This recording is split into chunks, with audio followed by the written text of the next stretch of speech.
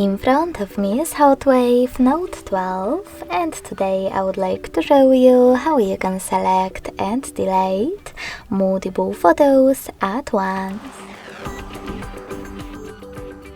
Begin by opening Photos app and choosing Photos or Library at the bottom right or left corner.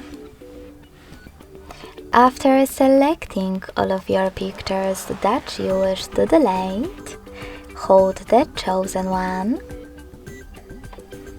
And to pick multiple right away, use those type of dots at the top right corners. To exclude some of your pictures that you wish to keep, click on the chosen ones. And to delete the rest, use this bin at the bottom next to the shopping cart. Lastly, confirm your choice in the pop-ups. If you selected Library instead of Photos, you need to use the same bin, this time located at the top next to the shopping cart as well.